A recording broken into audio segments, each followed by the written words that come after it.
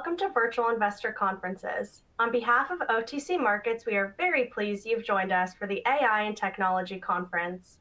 The next presentation of the day is from ConnectM Technology Solutions. Please note you may submit questions for the presenter in the box to the left of the slides.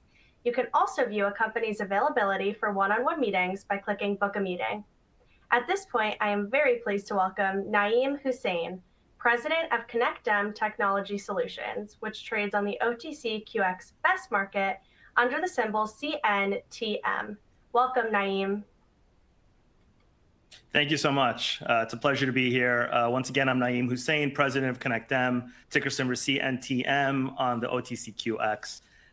So at a high level, ConnectM is a constellation of tech-driven businesses powering the modern energy economy. We sit at the intersection of tech, distributed energy, and AI to create economic value for equipment OEMs, service providers, and enterprises. Over about the next 20 minutes, I'll walk you through who we are, what we've built, and why we believe ConnectM is positioned at a compelling inflection point. Quick legal note, today's presentation contains some forward-looking statements, may reference certain non-GAAP metrics. Actual results may differ materially. For full details, of course, please refer to our SEC filings, including our recently filed S1, our 10K, and our quarterly reports. So who are we? At its simplest, ConnectM is two pieces working together. The first piece is Keen Labs, our wholly owned tech subsidiary, and you can learn much more at keenlabs.ai. Keen Labs houses our AI models, our various software platforms, and our battery technology. You can think of Keen Labs as the company's innovation engine. The second piece is the ConnectM operating companies, a network of service and technology businesses across home electrification, smart mobility, and last mile logistics. And we'll jump into all three of those in the presentation. So these are the distribution channels that put Keen Labs technology into the field, into HVAC systems, into vehicles, into solar installations, and delivery networks. So the key insight here, the takeaway, is our service businesses are not siloed. They're a distribution and data collection infrastructure for Keen Labs, which houses our software and AI platforms. And that's the flywheel that you see pictured. So our leadership team really blends deep tech, energy, and operating experience. Bhaskar Panigrahi, our chairman and CEO, who's in India at the moment, is a serial entrepreneur with 2 prior IPOs and decades of experience scaling infrastructure and software businesses. His claim to fame, and he's not here, so I can brag a little bit. He's the original inventor of spell check technology, which was, of course, ultimately licensed to Microsoft and became one of the most used technologies of all time. I come from a finance and technology background myself. I'm a 4-time founder, 3-time CEO with 2 exits, over $100 million of capital raised. I lead corp dev, overall strategy, as well as our capital market strategy, of course. Bala Padmakumar, our vice chairman, Stanford-educated technologist who over many decades has scaled several energy and battery companies, namely alongside TJ Rogers. And we're, of course, supported by a strong team of veterans from companies like P&G, Honeywell, GE, Amazon, and of course, major energy providers. Quick company snapshot. We were founded in 2019. We're headquartered in Marlborough, Massachusetts, right outside Boston. We have operations mainly in the United States and also across India. We're running at an estimated $35 million revenue run rate as of year-end 2025. We hold 12 patents across energy systems, control systems, and Internet of Things. It's really germane to note that over 70% of our equity is held by management and long-standing institutional investors. That means our management team is highly aligned with common stockholders because we are common stockholders in a big way. And from a capital market standpoint, we've really spent the last 18 months cleaning up our balance sheet, retiring over $10 million of legacy convertible debt and derivative liabilities, restoring our SEC current filing status, and we've moved up to the highest OTC market tier, which is why I'm presenting to you today. We did recently file a public S1 just last month, and we are engaged in a motion to further uplist to a national exchange. So we operate across 3 large and growing markets where our technology provides strong leverage.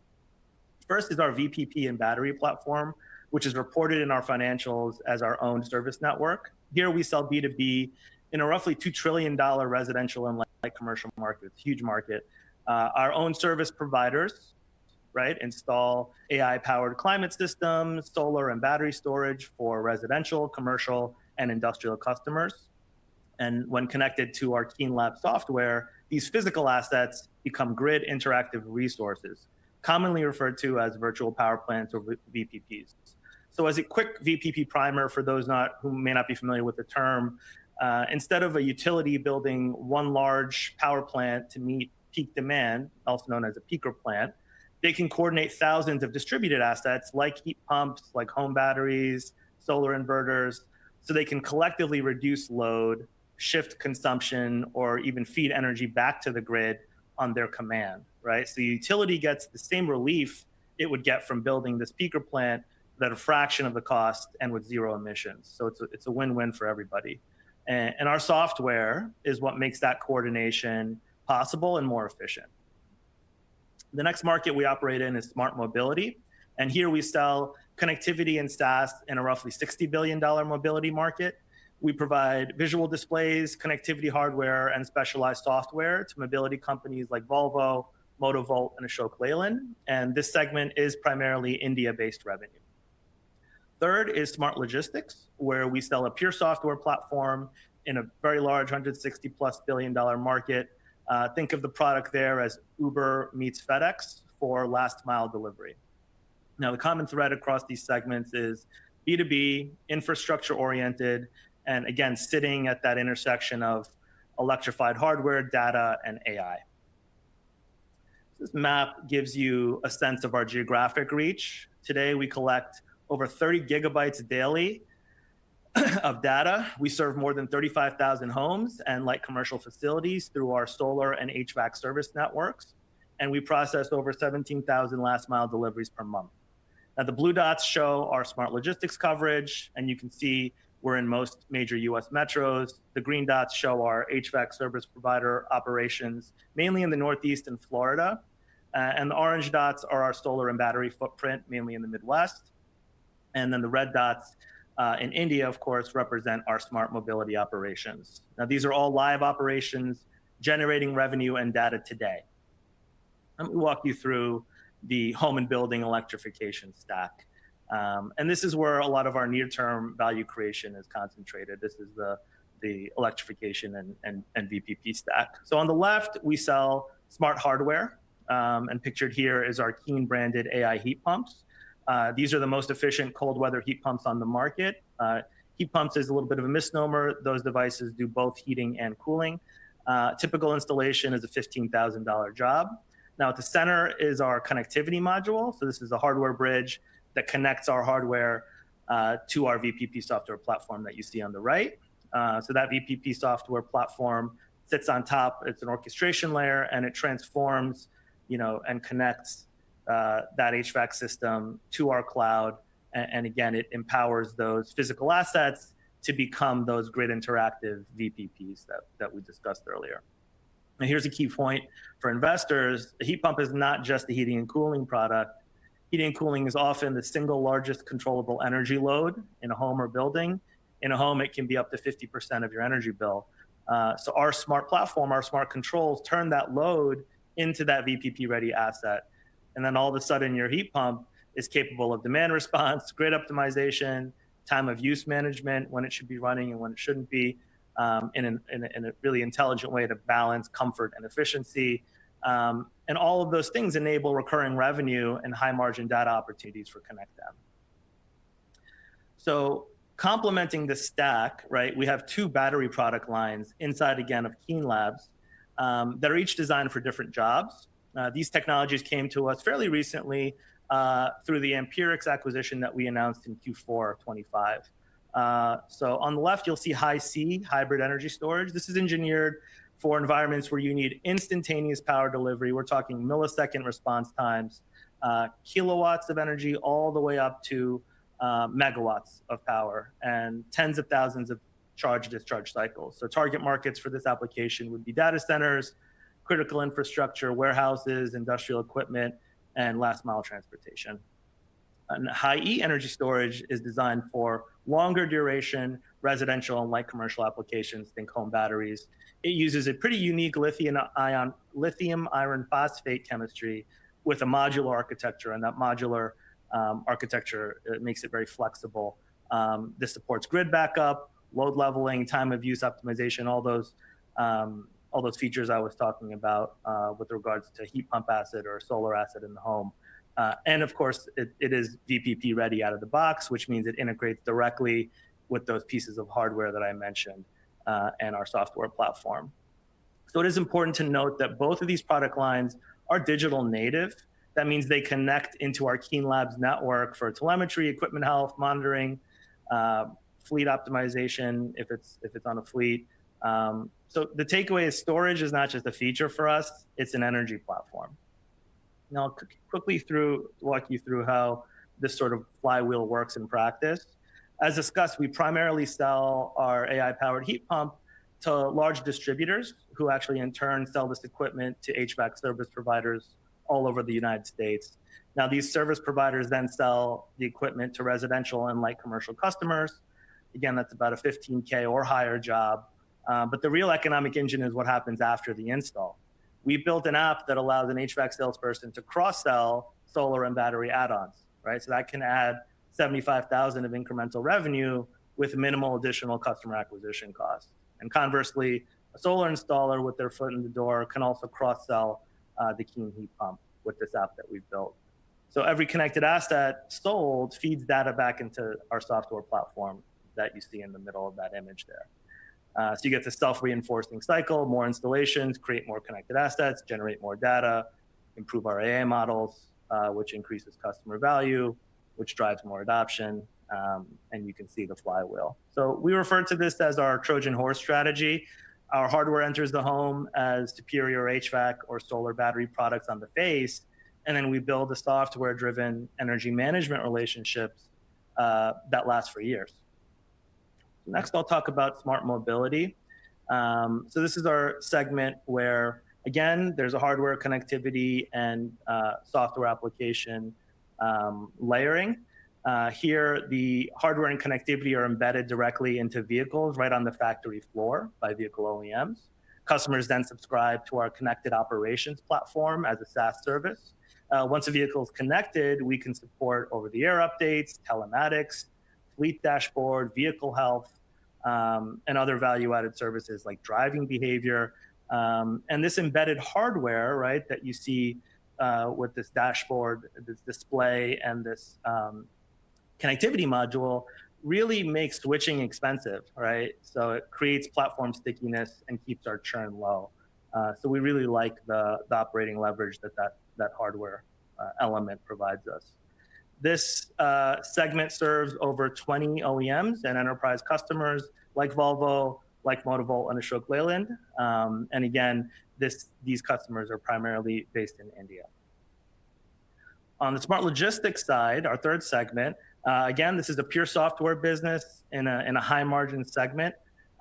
Uber meets FedEx is a great mental model for last delivery. So we provide through our software an orchestration layer that matches supply and demand for last mile delivery of optimizing routes, managing drivers and fleets, handling proof of delivery, and it all happens on our platform. We earn a roughly 20% transaction fee on volume that runs through the platform. Our US operation is running at roughly $1 million of revenue a month and growing. And we've got long-standing B2B customers like Tire Rack. This business is great. It's profitable, it's capital light, and it's a great example of how our tech can scale without requiring heavy incremental investment. Again, a quick case study of what smart logistics looks like. So Tire Rack, one of the largest online tire retailers in the United States, their challenge was moving high volume, bulky tire shipments from distribution centers directly to installers and dealers with same day speed. And they couldn't do that cost effectively using traditional carriers like UPS or FedEx. So we built Tire Rack a virtual dedicated delivery network by Uberizing labor across regional and independent carriers. And our software incorporated all the things that they got from the bigger players: real-time dispatch, routing, tracking, proof of delivery. and we scale this capacity dynamically to match their volume. So as a result, Tyrec moved from traditional parcel shipping to a fully managed tech-driven delivery network, improving their speed, delivery flexibility, and unit economics. So across everything we do, there's a really powerful data flywheel. Again, I keep coming back to data. Today, we manage over 130,000 connected assets, such as climate systems, vehicles, solar installations, batteries, and logistics endpoints.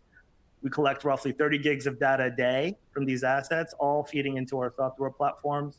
And you heard this earlier, and it's worth repeating, higher volume of data improves our AI models, better models increase customer value, higher customer value drives more adoption, and in turn, creates more connected assets, and the cycle continues. This is the core of our long-term thesis. We're not just a services company, we're building a proprietary data asset that becomes more valuable with every connected device, every installation, every delivery. And our operating companies are more than just distribution channels. They really enable our data and AI to be our competitive moat. So what do we actually do with all the data? I mentioned data a lot. Here's 6 use cases, both in the near term as well as the medium term, that can unlock at scale immediately to the next 12 to 24 months. So on the near term side, first we have demand forecasting that powers VPP usage by predicting building energy needs 15 minutes to 24 hours ahead. Then we have a use case where predictive maintenance flags equipment health issues, and much of this is in use today. AI can predict imminent equipment failure, and this of course reduces truck rolls by creating a proactive element for these service providers. It improves warranty economics for OEMs as well. And finally, on the near-term side, cross-selling propensity modeling, right? That identifies which heat pump customers are most likely to add solar and battery and vice versa. This improves our VPP attach rate without adding incremental CAC. So this cross-selling application is actually hitting the market for us in a matter of weeks. And we have a pretty long waiting list of service providers that are very interested in piloting it and using it. In the medium term, automated grid bidding, think of this as an auto bidder platform that optimizes dispatch and pricing across distributed assets in real time. Tesla has a similar product. You may have heard of auto bidding technology. And then we have building energy benchmarking that scores building efficiency against peers using our 35,000 building data set. This is valuable to utilities, insurers, and real estate platforms. And finally, battery fleet intelligence for our high C and high E deployments. This is a licensable data product for OEMs and fleet operators. So the takeaway from this slide is that every connected asset makes the platform smarter and increases the possibility of more recurring revenue in myriad ways.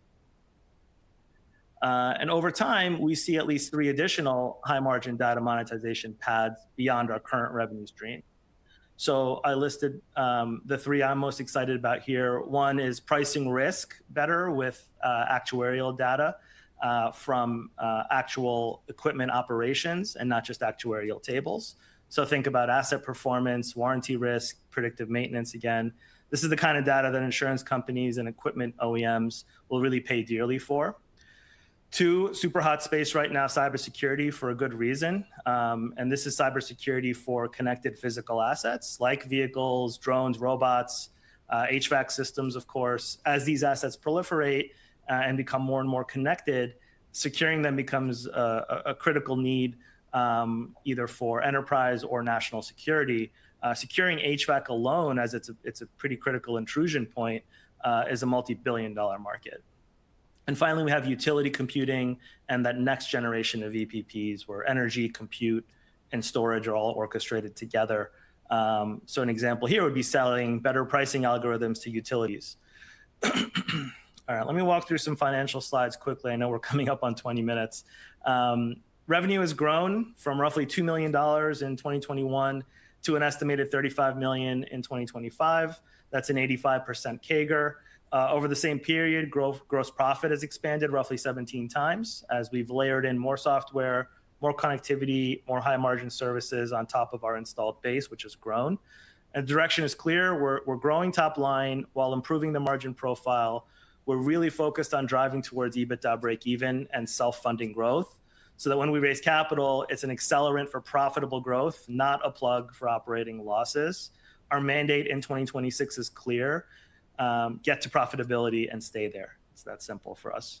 Now here's a snapshot of our balance sheet and cap table as of January 31st, 2026 on a pro forma basis. On the left side, you have September 30th actuals. We had about 2.2 million of cash and 22 million in total assets with the stockholders deficit. On a pro forma basis, giving effect to recent debt conversions, some acquisitions of GeoImpacts and Empirics, our Sun Solar investment, total assets increased past 40 million, and stockholders' equity moved to $10 million positive. Super sharp turnaround from the 50 million deficit we inherited at our de-SPAC offering back in July 2024. Our cap table on the right shows 168 million common shares outstanding today, 2.3 million options, about 13 million warrants, which are substantially out of the money, roughly 19.5 million shares that would be issuable upon conversion of remaining convertible notes for a fully diluted count of just over 200 million shares. The cap table takeaway and takeaway overall is cleaner capitalization profile, stronger equity base. We're trying to, as best as we can on a rapid basis, to simplify the cap structure, reduce overhangs, and improve transparency. Some public comps real quick. This shows the public companies that touch similar end markets. Now, we're not claiming to be in the same scale as these businesses, but these are shown to illustrate our position. What you'll notice is that companies with strong software and SaaS components like Samsara and Descartes trade at 10 to 12 times revenue on high gross margins. Hardware-heavy companies like Enphase, Generac, they trade 2 to 3 times revenue. And a company like Fluence, which had a great run up and now is corrected a little bit, has a more capital intensive model, so it trades around 1 times. ConnectM today operates, of course, at a different scale and stage, but I think the vector is clear. As we grow our software and data layer through Keen Labs and shift revenue mix towards more recurring high margin revenue streams, we believe the business should command a meaningfully higher valuation than we're at today, and certainly more than a pure hardware or services company. However, we do like the potential operating leverage that R&D components and certain hardware provides, as well as I said, keeping that stickiness for the hardware, for the software by reducing or making switching expensive. Some key takeaways to bring it all together here. 3 things I'd love for you to take away about ConnectM. First, Keen Labs is our innovation engine. It leverages ConnectM's distribution network across home electrification, mobility, and logistics. We're not just building tech in a vacuum. We have live customers, revenue, and data flowing through the platform today. Second, we're driving operational efficiency every day through measured SG&A control, scalable unit economics. Q4 actually was our first quarter in a long time that we hit net operating break even, or sorry, we actually generated a net operating profit. We're working through our Q4 reporting right now, but we will show a net operating profit for Q4. And we're focused on reaching EBITDA break even and self-funding growth in 2026. And finally, we're well positioned to expand into some of the most compelling growth areas in the economy: robotics, data centers, advanced energy storage, and High-C is a great example as a differentiated offering for high power, short duration applications. Again, we believe combination of a deleveraged balance sheet, growing recurring revenue, strategic deals that we've continued to do throughout 2025 and will continue to do in 2026, like Empirics and our recent Sun Solar investment, and a filed S1 for a national exchange uplisting creates a really compelling setup for liquidity and long-term value creation. ConnectM is evolving from a services roll-up that we once were into a tech platform that monetizes the modern energy economy. We hope you'll join us for the ride. Thank you so much for your time and attention. I'm happy to answer some of your questions on the business.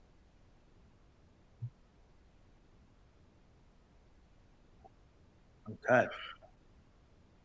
Go to the dashboard here.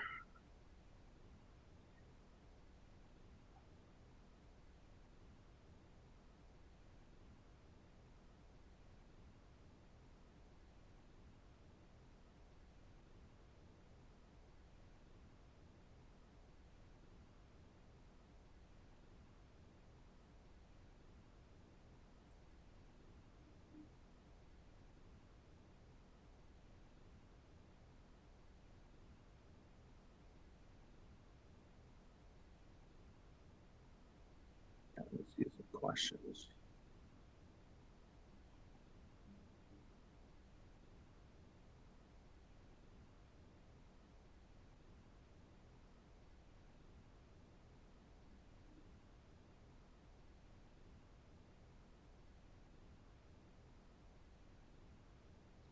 Having a hard time seeing the question dashboard.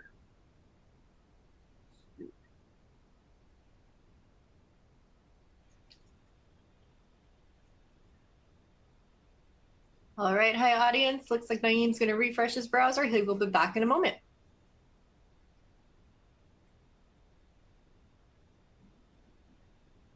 Okay, I'm back, sorry. You're back. Are you able to see it now, okay? I'll be able to see it now, yep, and I'm Okay, moving awesome. it to you. Okay, thank you, I'm sorry about that.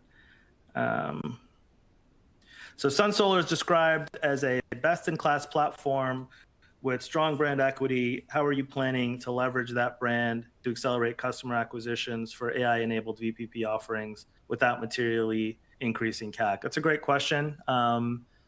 That company is running a little over a 10% EBITDA margin, so they've managed to figure out how to profitably run a solar business, which not many companies in this country have done. Their management team is exceptional. We have full faith and support in them to figure out how to expand their business beyond their region. And I think the 1 + 1 = 3 with that deal, and which we're all excited about, gives them capital markets access, gives them access to some of our VPP kits and some of our VPP orchestration layer that we're really excited about. And I think the combination of some scale, some tech, some reach that ConnectM provides, and their management acumen will really allow them to expand in a meaningful way. I love that sector. I think it's been beaten up a little unfairly over the last year, and I think it's due for a really roaring comeback, and I believe we backed the right horse in that space. You recently upgraded to OTCQX and received shareholder approval for a reverse split range. How do these steps fit into your roadmap towards a potential national exchange listing, and what milestones should investors watch for next? That is correct. We have received board and stockholder approval for a reverse split, a 34-to-1 reverse split. We are currently in a motion to uplist to a national exchange. We've engaged Think Equity as our investment bank. As you can see more details in our S1 that we filed publicly in January. So the sequencing would certainly be when we are ready to uplist, we would affect that reverse split days or weeks prior, and then it would be in conjunction with an uplisting to a national exchange, potentially in conjunction with an offering. But these are all motions that we will be publicly educating our stockholders and investors on in the coming weeks. But we're really excited about the trajectory and the possibilities that open up to the company now that we are sitting at a $10 million plus stockholder equity position.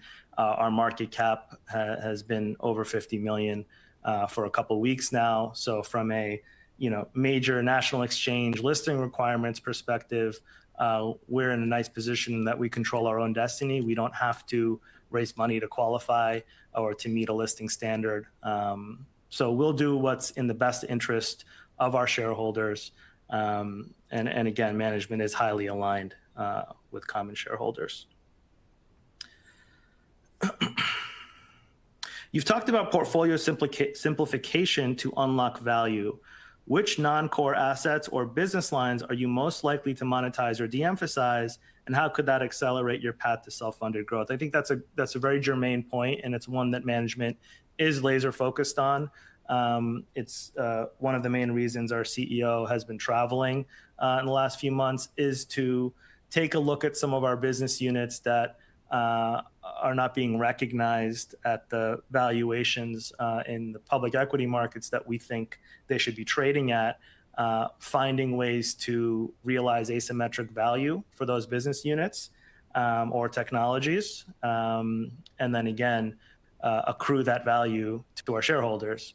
So you will see simplification initiatives being announced in a matter of weeks and maybe more in a matter of months that do bring a focus, more of a focus to the business, and again, really underscore our commitment to hitting EBITDA break even and generating positive EBITDA in 2026. We have time for one more. I know we're at 1:30.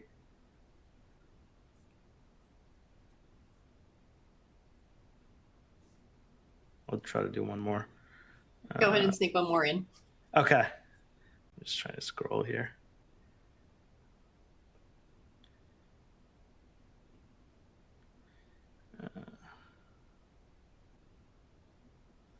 So what message do you want new institutional investors to walk away with about how ConnectM is different from a traditional EPC or installer story? And hopefully my presentation really helped answer that question. But again, I'll reiterate, we're not a services roll-up anymore. I really want us to be seen as a tech platform that monetizes that tech through owned distribution as well as through enterprise sales, right? And I think we're executing both of those motions. You can see our press releases just from the last 3 months. But Keen Labs and the formation of Keen Labs back in October, again, underscores our commitment to investing in technology. And it's not R&D for R&D's sake. We have the benefit of a captive building network, a captive transportation network, a captive logistics network that we can operationalize that tech into on a quick basis, and then of course scale that beyond our network to other infrastructure and B2B customers. That's the vector that we're on. And again, profitable growth is our mantra for 2026 and beyond. Thank you so much.